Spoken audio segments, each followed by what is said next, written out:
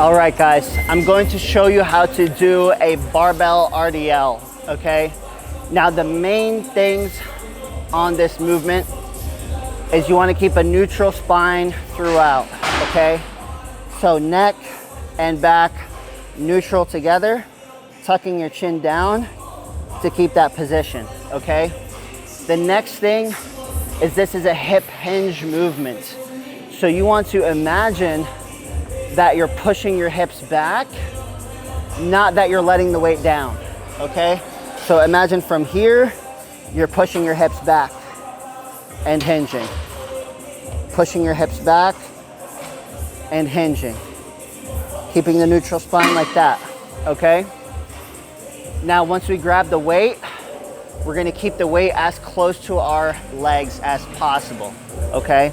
Now, from here, keeping all those rules in mind, neutral spine, okay? Unrack it, squeezing the glutes. Now, I'm going to show you the glute dominant RDL. So what that's gonna involve is more knee bend, okay? So hinging at the hips, we're gonna bend the knees slightly. You feel the stretch, squeeze. Stick your butt back, slight bend in the knee, stretch, squeeze. Hips back, slight bend in the knee, squeeze.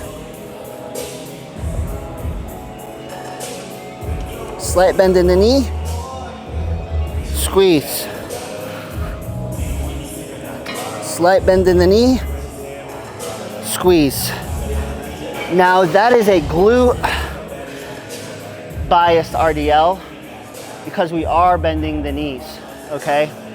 Now if you want to bias your hamstrings, we're going to keep a stiff knee. So keep the knee locked out, okay? The same rules apply for everything else. Now, unracking the weight. On this one, we're gonna keep our knees stiff and go down like that and come up. Feel the stretch in the hamstring, keeping a stiff knee and come up. Keep the bar close to your body. Stiff knee and come up. Stiff knees, keep the bar close to the body and come up. Okay?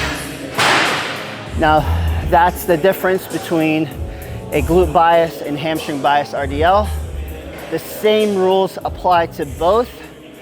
One, you're bending the knee a little bit. The other, you're keeping your knee stiff, okay?